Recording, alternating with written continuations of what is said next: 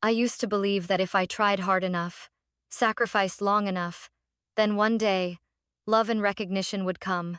Just like the way people talk about devoted children, that the reward will come in the end.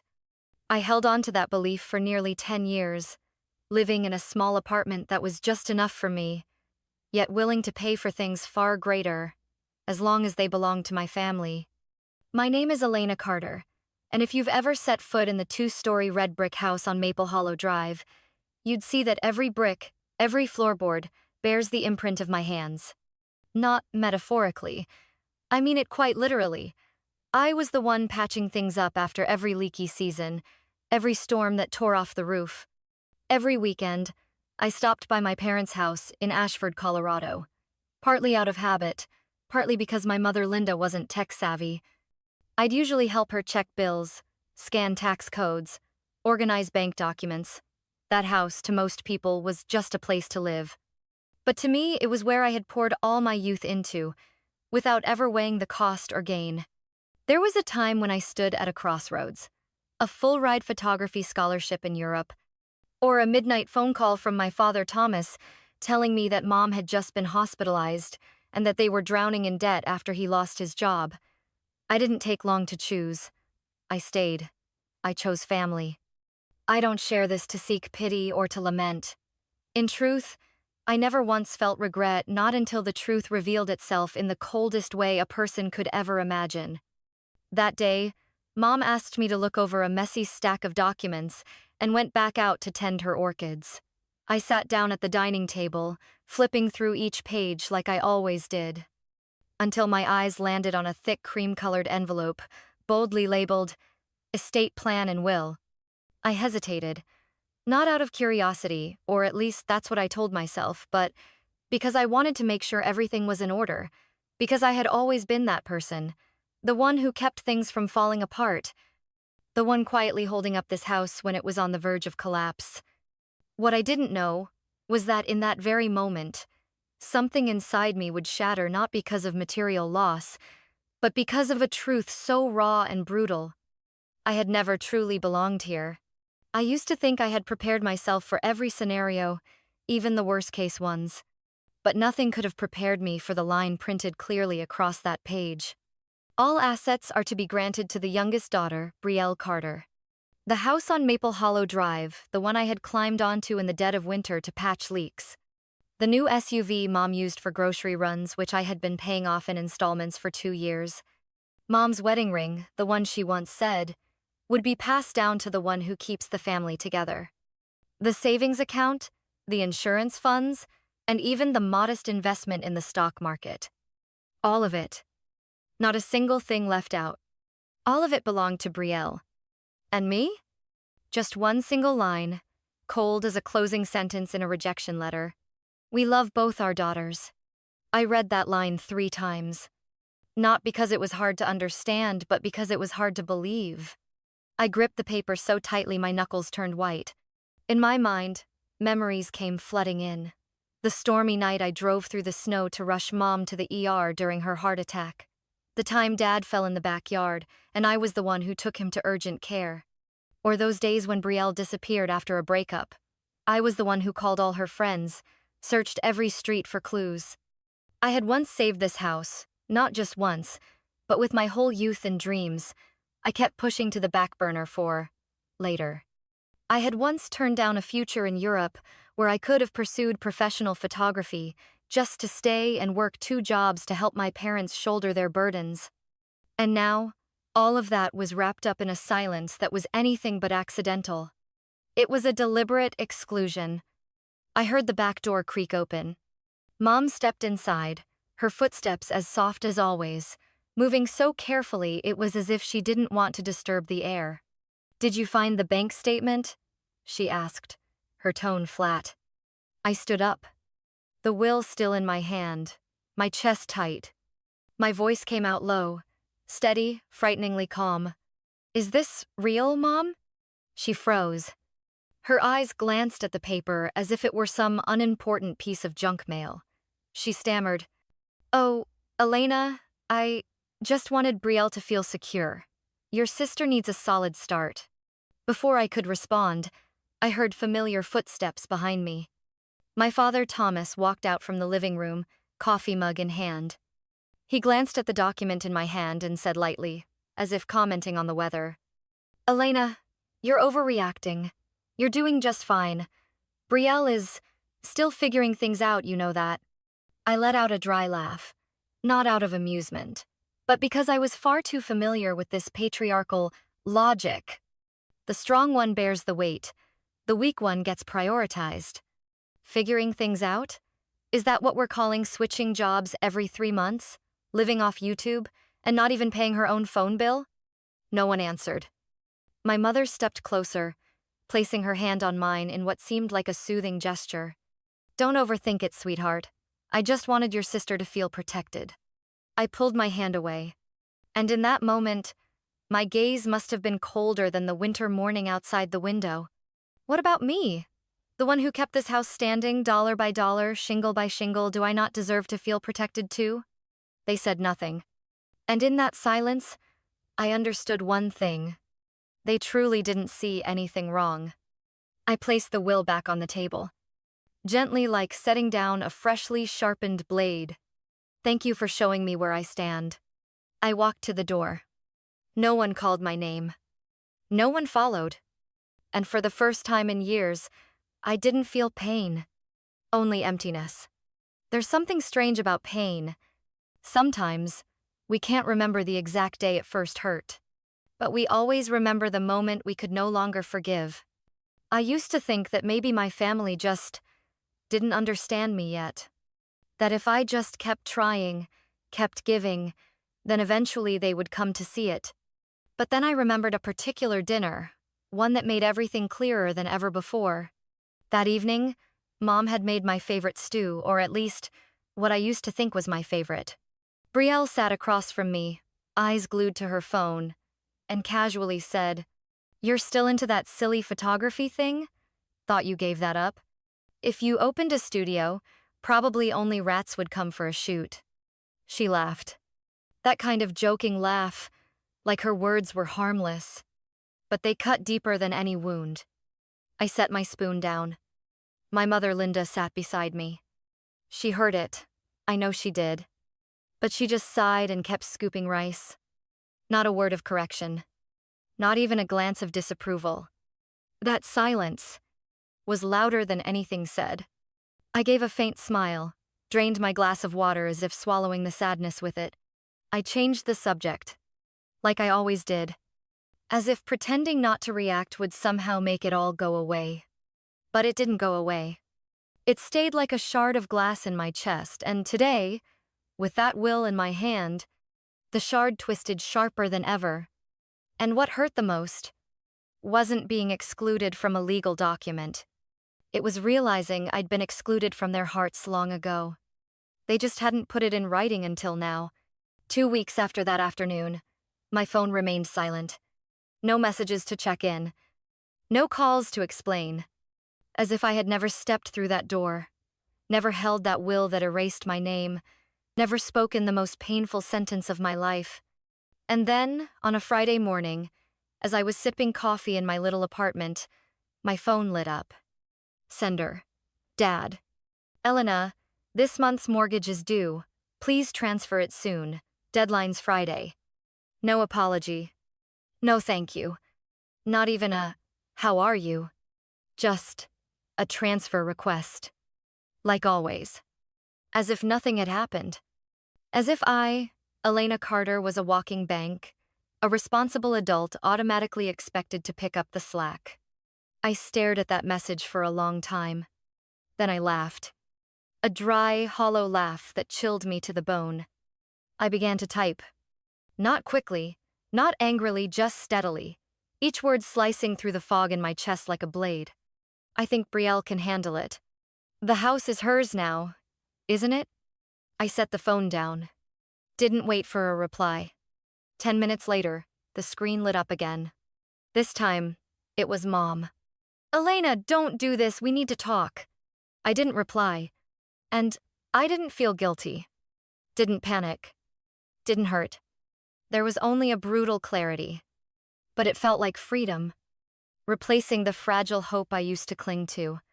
3 days later, a message from Brielle arrived. You're being dramatic. Mom and Dad didn't mean anything by it. You've always been independent anyway. And I, you know. I stared at the words, and I. Yes, and I. Always the one who needs to be carried. And you, always the one expected to be strong. I typed each word slowly but firmly. Then prove you deserve what you've been given. Start by paying the mortgage yourself. No response. That was fine. Because I didn't write it to get a reply. I wrote it to draw a line. One I would never cross again. I used to think I was someone who couldn't walk away. That if someone in the family needed something, I would always show up. Even if I was exhausted, even if I was hurting, even if I felt like a forgotten wind-beaten pillar holding everything up. But after that message, after my first refusal that came without guilt, I began to do something I'd never dared to before. I started unburdening myself from the things that no longer belonged to me. On Monday morning, I called the bank and requested to remove my name from the joint account used to pay the mortgage. The employee asked why. I simply said, my family needs to learn how to manage their own finances. That same day, I contacted the utility company's electricity, water, internet, heating gas where I had secretly set up auto payments for years and canceled each one. I deleted every bill reminder on my phone, one by one, as if performing a farewell ritual for an older version of myself.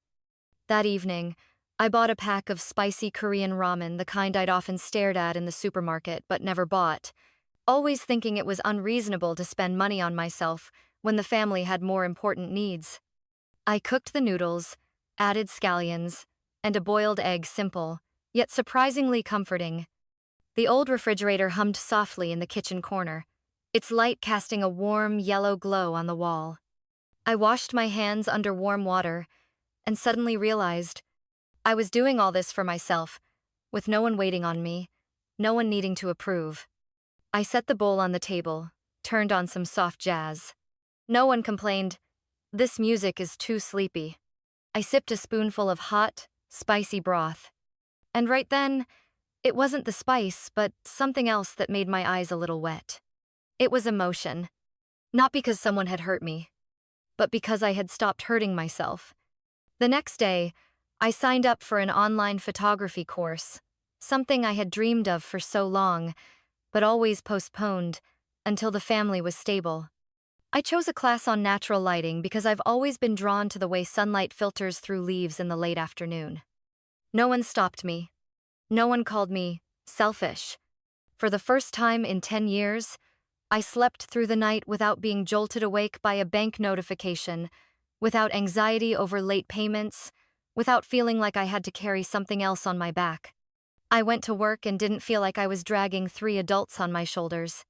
I came home and didn't see an empty kitchen as loneliness, but as space for a real life to begin. And then, inevitably, the past came knocking. Early the following week, my phone buzzed.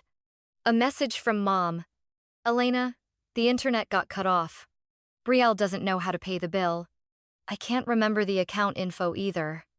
I opened the bookshelf and pulled out a small brown notebook. The one where I used to carefully write down every password, customer ID, and hotline number. I looked at those familiar numbers as if looking at someone I once knew deeply. Then I put the notebook back into the drawer. Closed it. Didn't open it again. I was no longer the family's personal assistant. No longer the pillar. No longer the silent shadow fixing mistakes I didn't make. I was beginning to live. And that, to me, was a quiet revolution, but one that could never be undone. I used to believe that if I stayed silent long enough, people would understand. That if I didn't react, didn't push back, then one day they would reflect on themselves. I was wrong. That day, during my lunch break at the art center while editing photos for a workshop, my phone buzzed. A message from Jade, a close colleague. Elena, check your mom's Facebook. She's posting things about you that aren't fair. I opened my phone. Mom's Facebook page, Linda Carter, looked just like always. full of orchid photos, healing quotes, old pictures of the house on Maple Hollow Drive, the very house I had spent my youth trying to keep intact. But in the middle of all that was a new post, alongside a photo of the house taken from a slanted angle, under a dim, late afternoon sun. The caption read, "Sometimes the deepest pain doesn't come from strangers. The child I once thought was my rock walked away when we needed her most. Not everyone can understand the pain of parents who are abandoned." I wasn't angry. I wasn't sad. I was just speechless. Scrolling down, there was a post from my father, Thomas Carter. No poetry, no subtlety. Just contempt, cloaked in the bitter tone of a lecturing patriarch. Some kids only remember their duty when no one's reminding them about the bills anymore. The house is about to be repossessed, and she's busy living her own life. If I'd known she'd turn her back this easily, I wouldn't have let her stay past 25. I sat frozen. Looking at those words, I saw it clearly. I wasn't just written out of the will. I'd been erased from their memory like some regrettable mistake they once fed. Then came Brielle's post. Sweet-toned, vague, but packed with barbs. Some people are only kind when they're the center of attention. But when family needs them to step back just a little, they vanish, calling it personal boundaries. Strange times we live in. Huh? I let out a faint laugh. Not bitter. Not in pain. Just the laugh of someone who had finally seen the raw truth of those they once carried. That night, I came home, opened my laptop, and logged into Facebook, a place I had all but abandoned for years. No colored background. No emojis. No hashtags. Just a single paragraph, clear and sharp, like a blade finally severing the last tether. My family is telling a one-sided version. This is mine. I attached a photo of the will, naming Brielle Carter as the sole heir. Screenshots of 12 consecutive mortgage payments under my name. The most recent message from my mother. "Sweetheart, we can't cover gas and electricity this month. Could you send us about $2,100? And I ended with a line as cold as stone. I stayed silent, not because I agreed, but because I was waiting for the right moment to tell the story the way it truly happened. And that moment is now. 10 minutes later, the first comment appeared. "You really did all of that? Elena, you were the only one holding everything together." Then came the second. The third. People I knew from college. Neighbors from my old street. They all spoke up. They didn't have to defend me. They just had to see the truth. And when the truth is clear enough, the lies begin to tremble on their own. 2 days later, my mother deleted all her posts. My father deleted his Facebook account. Brielle changed her profile picture to a misty silhouette facing away, as if she were the victim all along. And me? I didn't post anything else. No arguments. No challenges. I didn't need to win. I just needed them to know. I was no longer the obedient daughter staying silent to protect the family's image. I had told my side of the story, and I would never be silent again. I had just returned from a sunset photography workshop. There were still traces of golden light in my hair, my fingers dusted with lens powder, when I saw it, the familiar silver minivan parked in front of my building. 4 years ago, I had co-signed for that car when Dad's credit wasn't enough. A year later, I signed it over to him. I thought it was a period. But it turns out, it was just a comma in a sentence that refused to end. I stepped out of my car, slowly but with my back straight. They were already there. Mom, Dad, and Brielle. She clutched a messy stack of documents, her face pale and sleepless. No one smiled. No more masks could hide the panic. I didn't invite them in. I didn't need them stepping into a space I had fought so hard to keep clean of manipulation. I stood on the porch. They stood outside the gate. Mom spoke first. Her voice trembled, barely above a whisper. "Elena, I'm sorry for coming here like this. Things are spiraling out of control. The bank's coming to reassess the house next week. If they seize it, I don't know what we'll do. I looked at her, and for one brief second, I saw the woman who once rocked me to sleep, who held my hand on the first day of school. But only for a second. Dad cut in, his voice dry, not pleading, but accusatory. So you're really going to stand by and watch this family collapse? Just because your ego got bruised? 10 years in that house, and you never learned forgiveness? Or do you think a few mortgage payments let you wash your hands of us? I didn't flinch. I didn't argue. I just looked him in the eye, gaze steady like a mirror reflecting back every bias he had ever projected onto me over the years. I'm not standing here to prove anything, Dad. I'm standing here because for the first time, I see it clearly.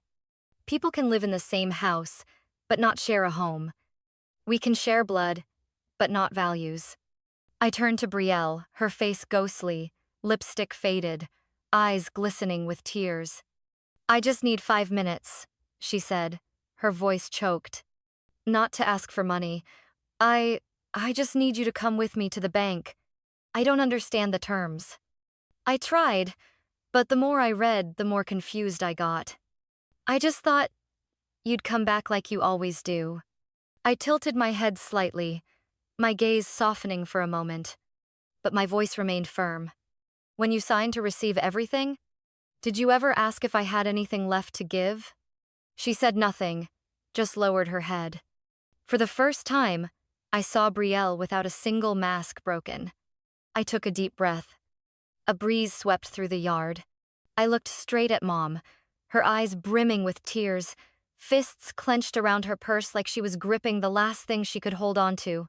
When you said you needed help paying off the bank, you used that money to buy Brielle a car, didn't you? Mom hesitated. Her eyes darted away, then she nodded slightly. And the wool scarf I knitted when I was 20. The one you said was warmer than any gift. It's in the donation box on the porch now, isn't it? She didn't answer. She didn't need to. I took a step forward, onto the porch, before the door to my home. Hand on the doorknob, I turned to them one last time.